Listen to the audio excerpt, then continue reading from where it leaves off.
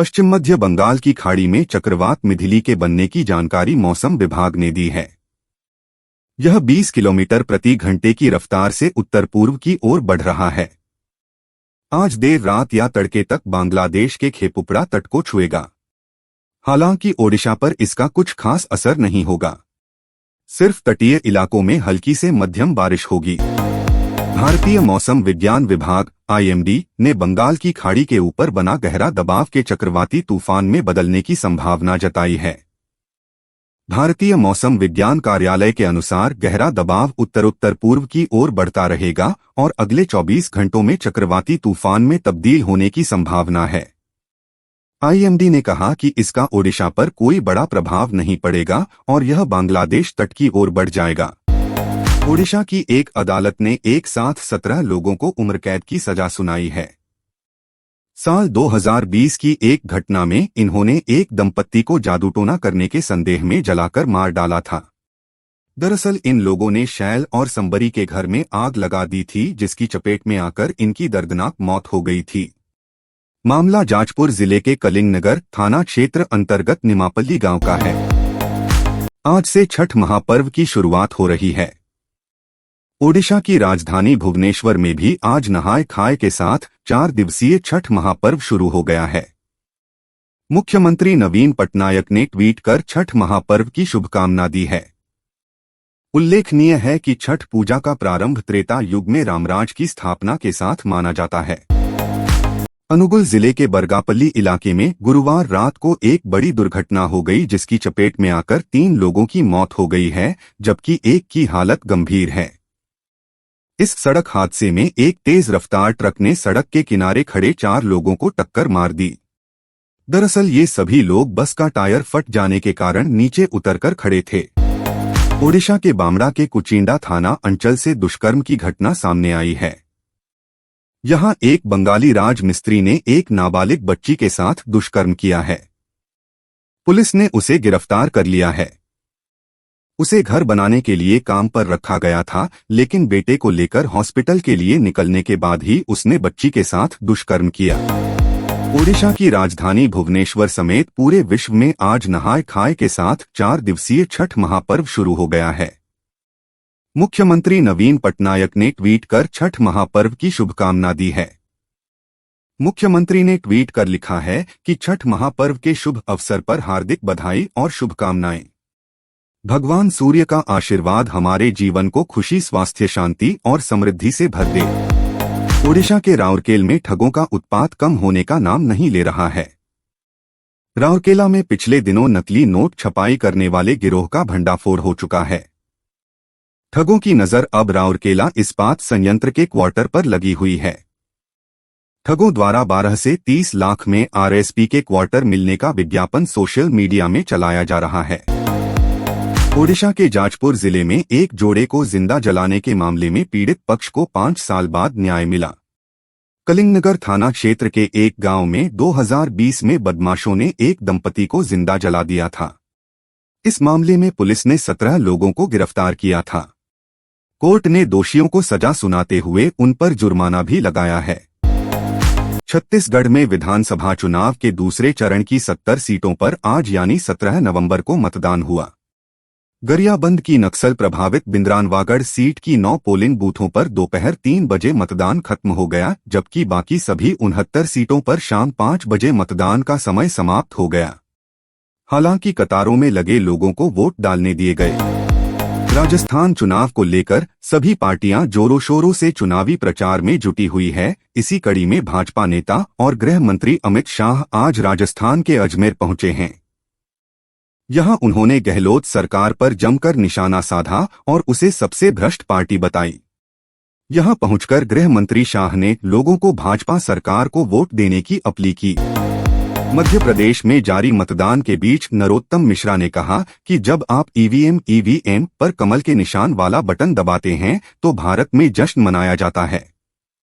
वहीं राज्य में भाजपा के अलावा अन्य कोई भी पार्टी चुनाव जीतती है तो पाकिस्तान में जश्न मनाया जाएगा। उन्होंने आगे कहा कि कमल का बटन दबाने से देश में शांति, सुरक्षा और संपन्नता आती है। बीआरएस नेत्री के कविता ने पूर्व केंद्रीय मंत्री पी चिदंबरम के बहाने गांधी परिवार पर निशाना साधा। उन्होंने कहा कि सोनिया गांधी, राहुल गांधी जैसे वरिष्ठ कांग्रेसियों ने माफी क्यों नहीं मांगी। उन्होंने कहा कि मैं राहुल गांधी से पूछना चाहती हूं कि वो माफी क्यों नहीं मांग रहे हैं। केंद्रीय शहरी कार्य मंत्री हरदीप पुरी ने कहा है कि स्वच्छता आंदोलन देश में सफाई के क्षेत्र में क्रांतिकारी बदलाव लाया है। 2014 में केवल 37% भारत खुले में शौच से मुक्त था, लेकिन रिकॉर्ड शौचालयों के निर्माण के बल पर 2019 तक लगभग पूरा देश इस विडंबना से स्वतंत्र हो गया है। हालांकि पुरी ने माना कि सफाई के क्षेत्र में अभी बहुत काम करने की जरूरत है। हैदराबाद में एक दंपति ने पहले अपनी 4 साल की बेटी को फांसी पर लटका दिया और फिर आत्महत्या कर ली। पुलिस ने बताया कि साईं कृष्णा और चित्रकला ने गंगापुत्र कॉलोनी में अपने किराए के घर पर फांसी लगाकर आत्महत्या करने से पहले अपनी बेटी तेजस्वी को फांसी पर लटका दिया। दंपति ने घर के दीवारों पर आत्महत्या के कारणों के बारे में लिखा है। कुटनाड क्षेत्र में एक धान किसान की आत्महत्या को लेकर केंद्रीय मंत्री शोभा करंदलाजे ने केरल की वामपंथी सरकार पर निशाना साधा। करंदलाजे ने राज्य सरकार पर किसान कल्याण के लिए केंद्र सरकार के धन का उपयोग करने में विफल रहने का आरोप लगाया। सहकारी समितियों और बैंकों में निवेश करने वाले कई किसान आत्महत्या कर रहे हैं क्योंकि भ्रष्टाचार की वजह से उन्हें पैसे नहीं मिल रहे। 2017 में एक यमनी नागरिक की हत्या करने के बाद कोर्ट ने निमिषा प्रिया को मृत्युदंड दिया है। अब उनकी मां ने दिल्ली हाई कोर्ट का दरवाजा खटखटाया है ताकि अपनी बेटी को न्याय दिला सके और वापस ला सके। इस मामले में निमिषा के साथ ही उनकी सहकर्मी जो एक यमन नागरिक थी, उसको भी उम्र कैद की सजा सुनाई गई थी। जेएनयू की पूर्व उपाध्यक्ष शेहला रशीद ने उमर खालिद को लेकर बड़ा बयान दिया है। उन्होंने कहा कि उमर ने कभी आतंकवाद या खतरनाक विचारधारा का समर्थन नहीं किया। रशीद ने कश्मीर के विकास के लिए केंद्र के प्रयासों की सराहना करते हुए कहा कि कश्मीरी माताएं अमित शाह की आभारी रहेंगी। शेहला रशीद एक सामाजिक कार्यकर्ता और शिक्षाविद हैं। एआईएमआईएम अध्यक्ष असदुद्दीन ओवैसी ने शुक्रवार को कांग्रेस पर आरोप लगाए। ओवैसी ने कांग्रेस को लेकर कि कांग्रेस का अपने वादों को पूरा नहीं करने का इतिहास रहा है और सबसे पुरानी पार्टी पर लोगों को धोखा देने का भी आरोप लगाया। उन्होंने कहा, ये चुनावी मौसम है, वे मनमर्जी से वादे कर रहे हैं। यह अलग बात है कि उन सभी पर अमल होता है या नहीं। दूसरे voice of global south summit के उद्घाटन सत्र में बोलते हुए पीएम मोदी ने हिंसा और आतंकवाद के खिलाफ भारत के अटूट रुख पर जोर दिया। प्रधानमंत्री नरेंद्र मोदी ने इजरायल-हमास युद्ध में नागरिकों की मौत की निंदा की और संघर्ष के कारण पश्चिम एशिया में बढ़ती चुनौतियों के सामने वैश्विक दक्षिण के बीच सहयोग की तत्काल जोर देने की बात कही। एग वर्सेस नट्स, हेल्दी रहने के लिए हेल्दी ब्रेकफास्ट काफी जरूरी है। अच्छे नाश्ते से अपने दिन शुरुआत करने से आपका पूरा दिन अच्छा जाता है। यही वजह है कि कुछ लोग नाश्ते में नट्स खाते हैं तो वहीं कुछ अंडे खाना पसंद करते हैं। हालांकि लोग अक्सर इसे लेकर कंफ्यूज रहते हैं कि दोनों में से कौन ज्यादा हेल्दी है। वर्ल्ड कप 2023 का फाइनल मुकाबला भारत और ऑस्ट्रेलिया के खिलाफ खेला जाएगा। यह फाइनल अहमदाबाद अहमदाबाद के नरेंद्र मोदी स्टेडियम में खेला जाना है। इसको लेकर अहमदाबाद पुलिस ने सभी इंतजाम कर लिए हैं। फाइनल टिकटों की कालाबाजारी भी शुरू हो गई है। पाकिस्तान के खिलाफ मैच अहमदाबाद में खेला गया था, जिसमें डुप्लीकेट टिकट भी जब्त किए गए थे। अहमदाबाद मेट्रो रेल ने जानकारी दी है कि चूंकि 19 नवंबर को विश्व कप का फाइनल मैच है, इसलिए विशेष सुविधाएं प्रदान की जाएंगी ताकि मैच देखने जा रहे दर्शकों को घर जाने और लौटने में कोई असुविधा महसूस न हो। मैच के दिन सुबह 6:20 बजे से दोपहर 1 बजे तक मेट्रो रेल चलेगी। रात में 50 रुपए की तय दर पर टिकट खरीदा जा सकता है। अहमदाबाद एयरपोर्ट पर सेलिब्रिटीज का आना शुरू हो गया है। हाल ही में टीम इंडिया की प्लेइंग 11 का हिस्सा बल्लेबाज विकेटकीपर केएल राहुल की पत्नी और एक्ट्रेस अथिया शेट्टी को अहमदाबाद एयरपोर्ट पर स्पॉट किया गया है। ऑस्ट्रेलियाई प्रधानमंत्री एंथनी अल्बानीज को 2023 विश्व कप फाइनल देखने के लिए आमंत्रित किया गया है। संभावना है कि इस मैच में प्रधानमंत्री नरेंद्र मोदी भी मौजूद रहेंगे। आईसीसी वनडे विश्व कप 2023 अब अपने अंतिम पड़ाव पर पहुंच चुका है।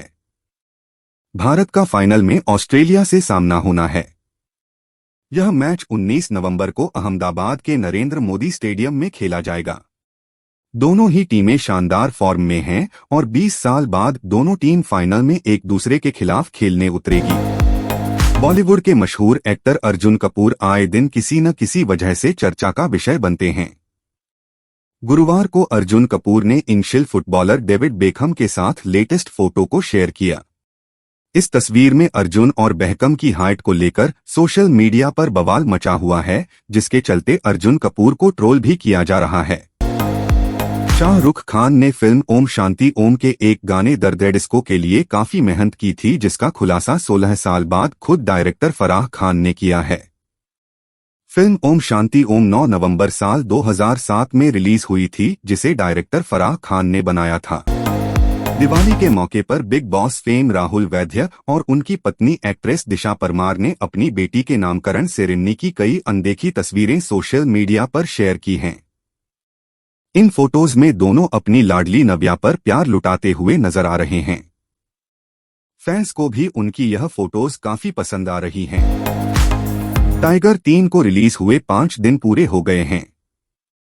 इस फिल्म के बॉक्स ऑफिस कलेक्शन में अब गिरावट दर्ज की गई है। वहीं रणबीर कपूर जल्द फिल्म एनिमल में दिखाई देने वाले हैं। यह फिल्म की एक झलक दुबई की सबसे ऊंची इमारत यानी बुर्ज खलीफा पर दिखाई देगी। टाइगर 3 में कटरीना कैफ का जोया वाला एक्शन अवतार सबको पसंद आ रहा है। कैट के फैंस के साथ साथ ससुर श्याम कौशल ने भी उनकी तारीफ की है।